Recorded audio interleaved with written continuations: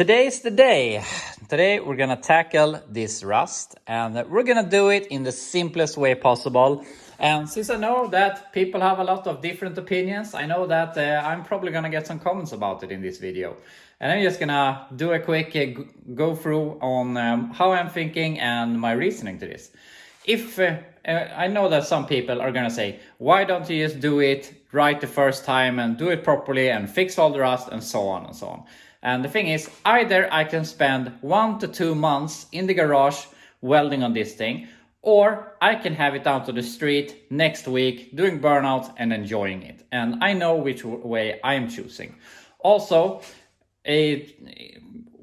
with my situation living in Sweden, a floor inside the car is at least $1,000. I believe a trunk floor is at least $500. And if we're at that point where we buy the floor, buy the trunk, we get to the point, might as well. And if we're gonna might as well do the whole trunk floor, might as well do the rear tail end panel here, do the trunk gutters. And if we're out here, might as well do the quarters. And with the quarters, we go up into the roof and down into the rockers, and we have rust here in the A-pillar and so on and so on. And it's never going to end. And of course, this thing deserves to be gone through correct, but I'm not really into that right now. I want to drive it, I want to enjoy it, I don't want to be in the garage. At least not with this thing. I want to keep doing progress on my other vehicles and improve other things on the Chevelle. So with that said, today we're going to do some simple repairs that are going to be good, but they're not going to be pretty. So we're not going to talk too much more about it. We're just going to get started. Well, here are the pieces that we're going to be working with. I would have liked them to be wider, but these are the cheapest ones per square inch or so that I can find locally. So that's why we're using them. These are 0.7 millimeters thick, which if I Google correctly is 21 gauge. And that obviously is a bit thin, but the reason I chose them is, one, they're the cheapest, but also they're gonna be a lot easier to work with because obviously they're a lot weaker than, for say, 1 millimeter, which I think is like 18 gauge or something. I'm not really sure. I didn't look that up. I only looked up 0.7 millimeters. But yeah, that's my reasoning. Cheap, easy to work with. And as I said, this is sort of temporary. We'll see how long it becomes temporary, but yeah, that's in the future. But here you can see my plan basically for the rear. We're gonna do 2 patches like this and then 2 side pieces basically. But I wanna start inside the car and we'll see exactly how much we patch, because I mean, you are allowed to have some rust, so we don't want to overdo it. And obviously it's good enough, I would say, here in the front. So we need a patch here, a patch there, and that will basically be our front piece. Then maybe we can do a patch here and do something on this area. And as I said, we're gonna do this super easy. I'm not sure how much I'm gonna cut out and how much I'm gonna keep in. We'll see. I guess that will give itself when we start working with this. So yeah, I'm not gonna talk too much here. We just start working and see how everything turns out. I felt that I just need to start and see how this is working out. And this is the first nice patch we have put in. So the way I'm going right now, I just held this up to here and took a rough measurement of how big the piece needs to be, cut it out, put it there, hammered it down, took some red spray paint to get a pattern around it so that I then could remove it. Then I have cut about half an inch or so inside of this, so there is a hole. I've removed the biggest piece of the rust. And since we had that red spray marker, I knew where to make it clean so that we could weld. And then I just tacked it in place, and that's good enough. No one can complain about it. It doesn't look nice, but at least there's not a gaping hole. So that's about the way we're going to do the rest of the floor also. So I'm probably just gonna hold this up here, measure for a piece like this, cut some of it out, weld in a new piece, and be done with it. And this is gonna make us being able to go out and drive this thing next week instead of spending, as I said, like 1 to 2 months in the garage. So I'm gonna go ahead and put up a time lapse and just start fixing the floor.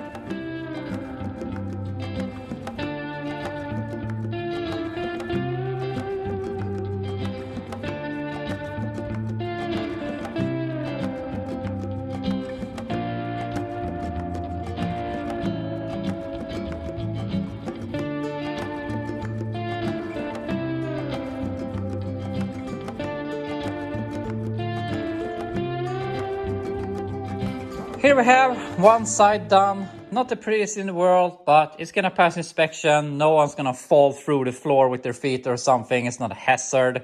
So this is gonna do just fine. And I also have a new carpet for the car, and that's gonna cover so that when they put it up on the lift, you're not gonna see the sunlight going through the floor and hitting your face. So I think that's gonna make it look a lot better also. So, I mean, it's about 10 o'clock right now, and I didn't really know when we started, but it wasn't at least until 8. So this has taken maybe 2 hours. So we can put another 2 hours there, and this, I really think that we will have at least this done today, and hopefully a head start on the trunk floor. So this side is obviously worse, but in some instances it's actually doesn't really matter, because here I have to do this bend, which is really hard to do. On this side it's a bit better in just this area. So we'll see how we can solve this. But yeah, I mean, just because it's a bigger patch doesn't necessarily mean it's going to be all that much harder. So I'm guessing that we'll just keep on working and fixing this.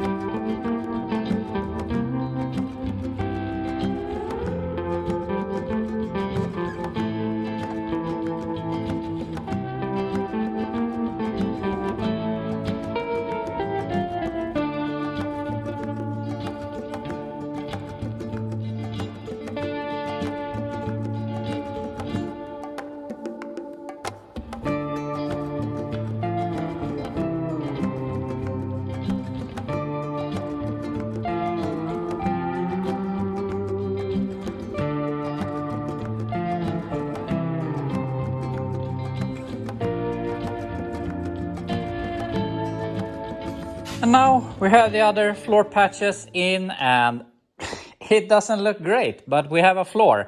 And it went so fast, so I even forgot to do some sort of some of these in the back end here, but doesn't really matter. So also I made some pieces here around the shifter. Then later on we're just going to cut as small a hole as possible in the carpet. Then of course when we do this properly, we're going to make sort of a tower here for a shifter boot and so on, but that's not today. So we're done so far. So now we have to figure out something here. I have to remove all of the bolts for the seat belts, not for the registration, but to be able to put in seat belts later on. But one of them even fell out because of rust. And I'm not really sure how we're going to make this patches. Shouldn't be that hard, but also it's a lot of shape to it. So yeah, we'll figure it out somehow. But I'm going to take a walk with the dogs. Then we're going to continue with this in a little while. We're back here and we have passed 1 o'clock. So we have about an hour and 15 minutes before I have to take a 1 hour break from welding to see that nothing burns before I go ahead and pick up my kids.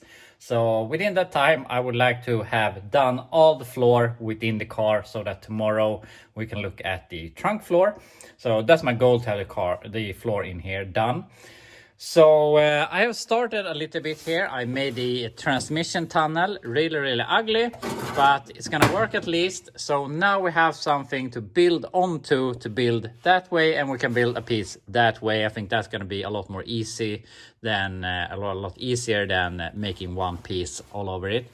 So this is actually a really good start. So we have to weld these pieces in, get this seat bracket back in, seat belt bracket, and we have to tie into this bracket a little bit so that becomes a little more sturdy. Have to do something on this bracket or fastener also. So yeah, not more to say. I mean, this video is going to be super short with the time lapse and so on, but there's not really much to show you. You see what the gist is about. The gist is about in the time lapses. So yeah, not more to show. So I'm just gonna go ahead and weld in the last pieces here.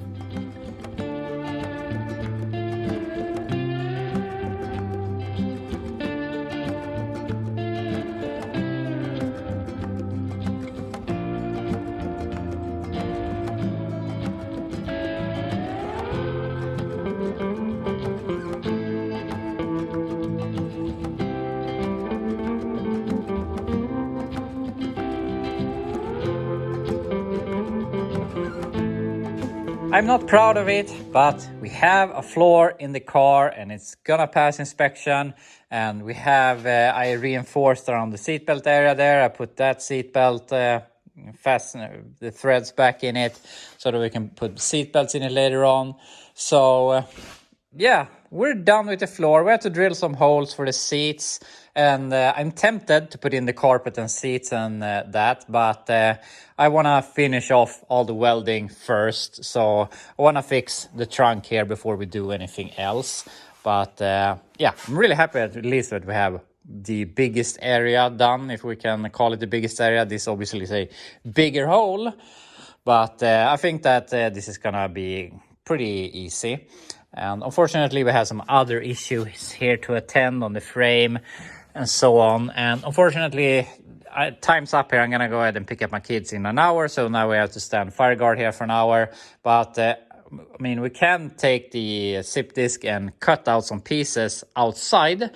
So I think I'm gonna look into preparing some patches for the frame so that either tomorrow or Friday we can start welding those in, because tomorrow we're gonna go ahead and pick up that new vehicle, which I'm hopefully back by 12.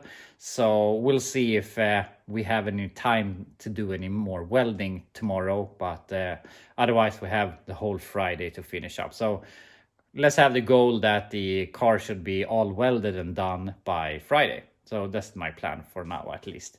So I'm gonna go ahead and think a little bit here if we can prepare some of the pieces for the floor or for the frame or something, so that we don't have to do that when we get back to this. I couldn't help myself. I just had to continue a little bit with the trunk floor. And this is what I have come up with so far. And I've taken 2 of these pieces. I tried to bend them as I think the floor would have looked, because this is exactly how the car looked when I got it. So I don't know how the floor looked, but I'm trying to mimic these braces. Thankfully, they are still in the car. So we can try and follow them. The bad thing is that these are 1 meter by a half meter in size, and the distance between this bracket here and here is just above 1 meter. So it doesn't matter how I turn them, it doesn't reach both ends, unfortunately. So I have to work in the empty void here, which is a little bit hard. That's why I've taken some sheet metal screws to put it in, and also not to weld at the moment. But now that I have this in place and I see that this is going to work, you just have to do a slice here so we can bend up the corners to accept that shape. But now that we know how far they reach, I think that I'm going to go ahead and do these pieces first, the outer pieces, because then I can make them go out to like here, so that when we can weld those in first, and we will have something to weld these onto. And I think that's going to turn out really good. And also we're going to take this apart and do some sort of reinforcement in them.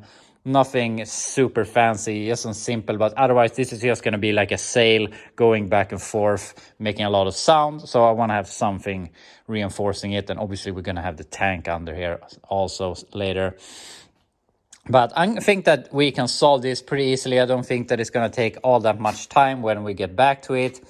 We need to fix the frame, and I was thinking maybe if I should do some patches now that we can weld in later on. But I feel like I'm just going to, when I start with that, I'm just gonna make a patch, weld it in place, make a patch, weld it in place, and just go on like that until we're done. So I feel might as well do that when we can weld them in at the same time, because I'm gonna work so much more effectively doing it like that. So then when we have that patched, we can do these outer pieces and just weld in the floor.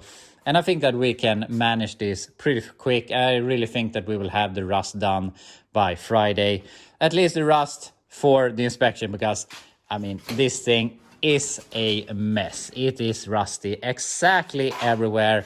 And I would basically need to buy every piece that is available for this thing, and even that wouldn't probably do it. It needs so much more, unfortunately, but that's also why I got it for cheap. So with that, unfortunately, there won't be any more progress here today. I feel without welding and grinding, I can't really do much. So might as well wait for tomorrow or the day after that, because I said tomorrow I will be back to you when I'm home again with the vehicle I bought, and we can check that in and see if we can maybe do some work to it. But obviously we're a bit of a time crunch here on the Chevelle, so we hopefully can do something to the Chevelle also tomorrow. But we'll see where the times end up, because I might get stuck in traffic or whatever, or run into some sort of issue. So we'll see if we can do any more progress to the Chevelle. But I'm really happy with having the floor in the car. I'm not proud of it, but I'm happy with that. We will be able to drive this thing soon, and that's worth it in my opinion. So anyway, that's all here for today. I'll be back to you tomorrow, and we can look at the junk that I bought.